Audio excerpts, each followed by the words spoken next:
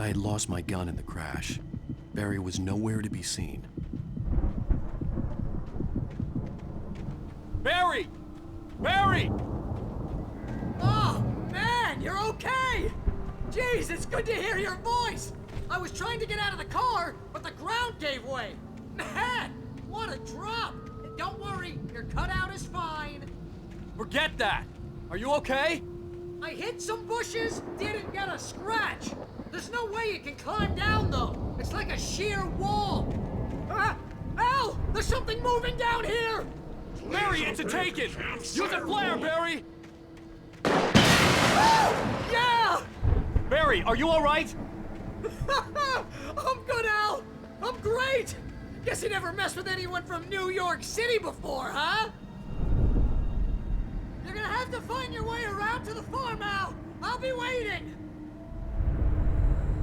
Barry, just wait for me, okay? Al! I'm not staying here! It's suicide! I'm going to the farm! I'm gonna go ahead and secure the area! You can catch up! Don't worry about it! I'm on the case! Now he's Rambo. This would turn into a disaster if I didn't catch up with Barry.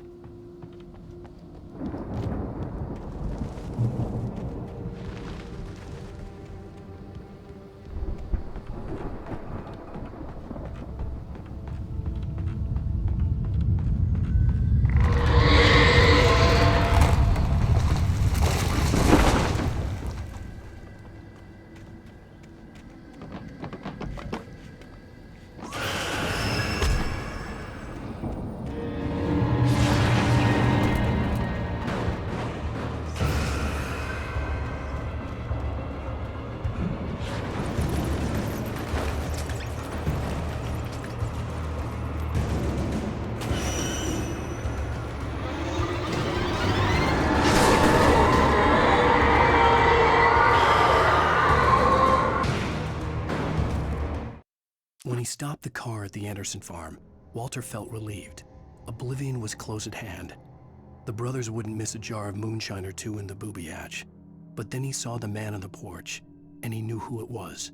Driving for his life and knowing it was useless, he didn't realize he was crying until he couldn't see the road for the tears.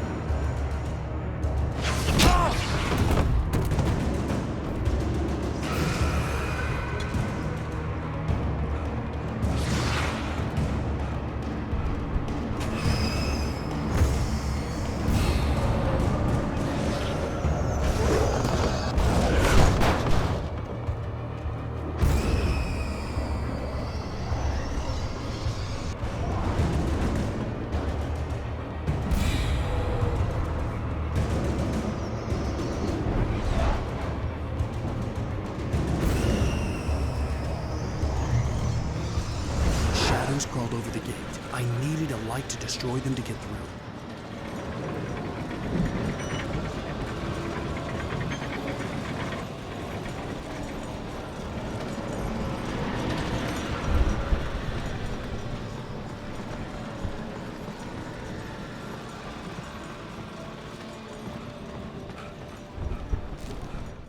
Agent Nightingale stared at the passed-out rider. The man was sleeping off one hell of a night. Nightingale felt a stab of envy at Wake's oblivion, but he had a job to do. He put the gun to Wake's head and almost became a murderer. His hand shook and his throat felt tight and dry. Biting his teeth, he tried again to pull the trigger. He lost the nerve. Wake stirred. Nightingale would have to settle for an arrest.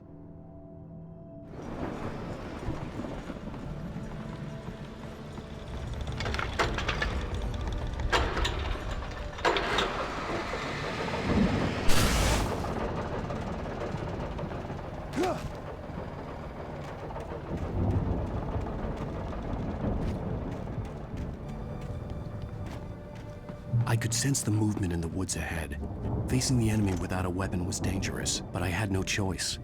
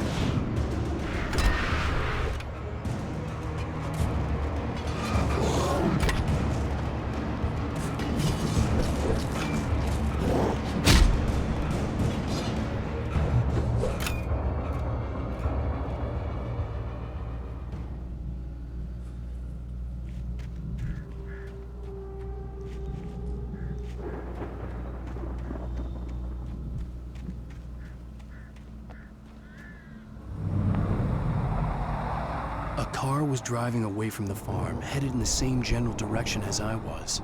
For all I knew, it was Barry, caught in the consequences of leaping before looking.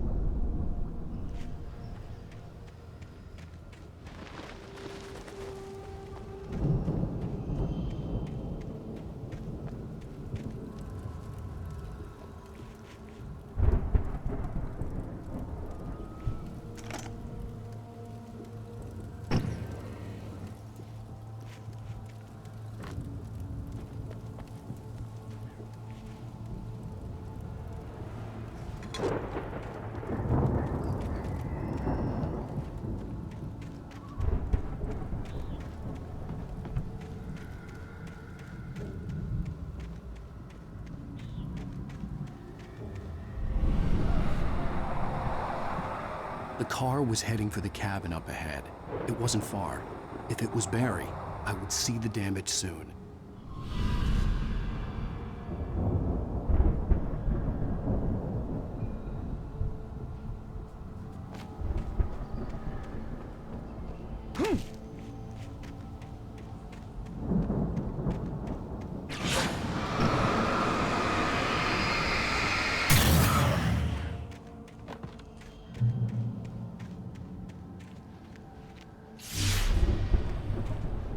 I'm trying to deliver each page to the right time and place. I'm trying to show you how the story goes. I had seen glimpses of the dark presence followed the choreography laid out to it in the manuscript, growing stronger and stronger, moving like a storm from one scene of destruction to the next. But it was still bound to follow the story and chained to the dark place it came from. When the story reached the end it longed for, it would finally be free. Light before, I had seen it in my dream. It was a strange spaceman or a diver in a bulky suit. He was the one who'd been placing the pages on my path.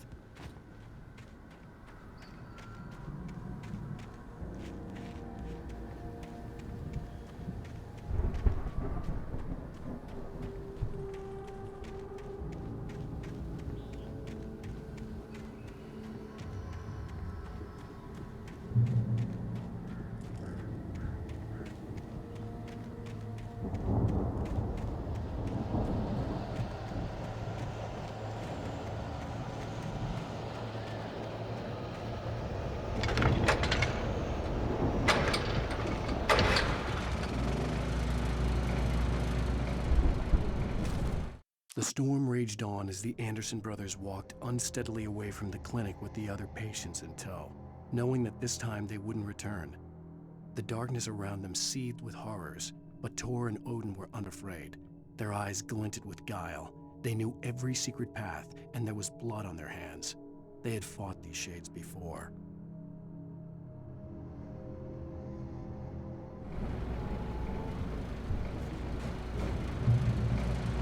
Someone had left a gun behind.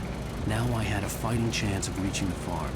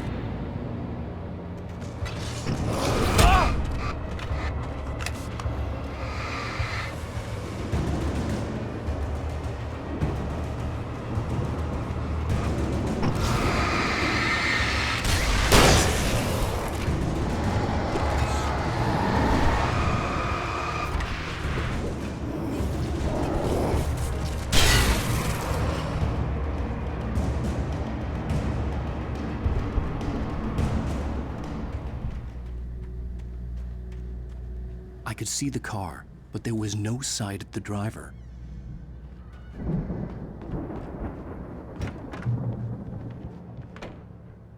Hello?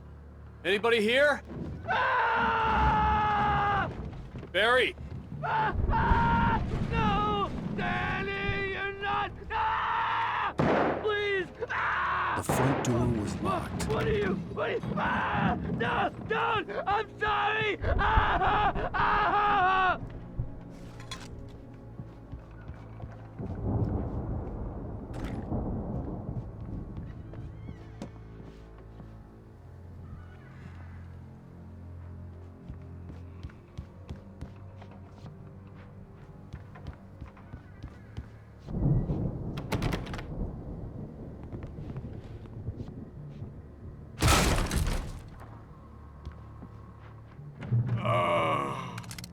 I know you.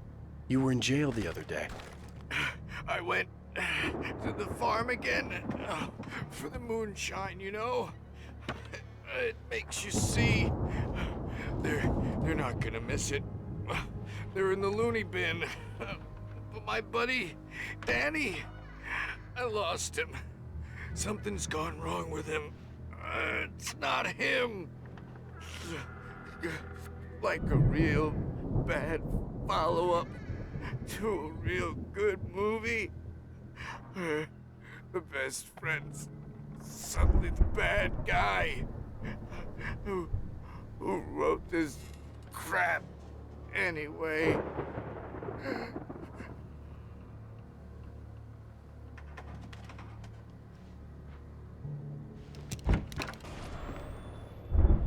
I've run through every possible course in my head. If I continue like the Dark Presence wants me to, the story I'm writing won't save Alice. It's a horror story, and it's going to kill her, and me, and everybody in this town. No one will survive. Darkness will consume everything. This is what it's wanted all along. It will be free, unstoppable. It used Alice to get to me, dangled her in front of me to keep me going. It was never going to release her.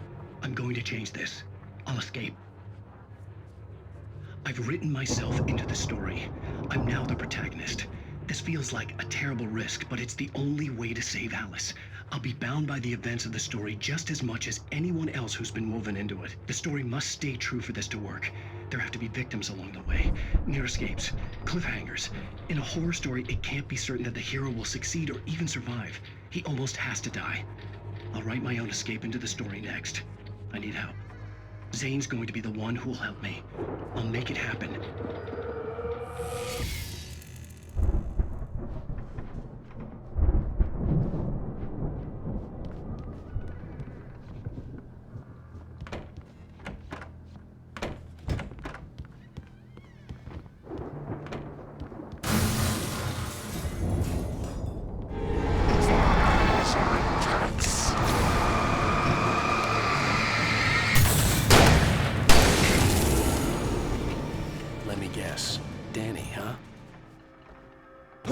Was still a good distance away. I'd need a car to get there fast.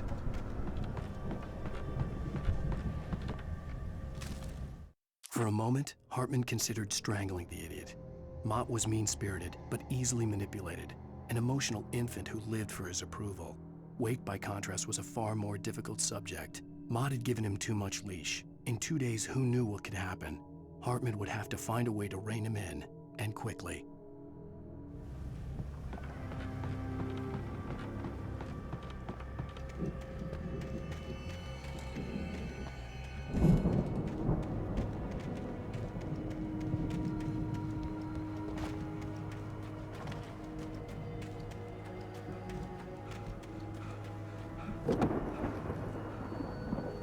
If Barry wasn't up here, he was probably in trouble down at the farm.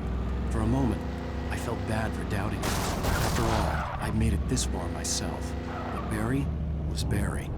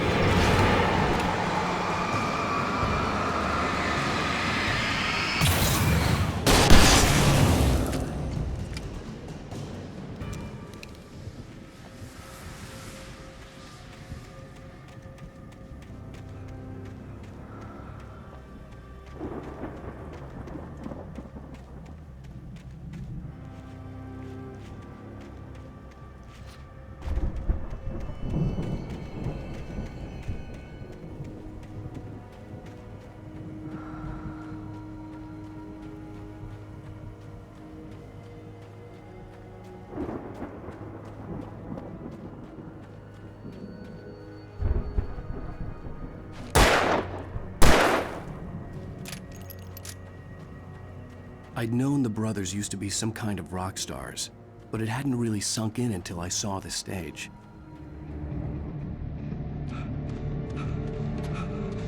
Ow! Run! Incoming!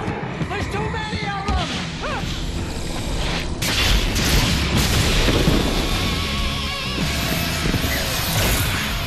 God damn!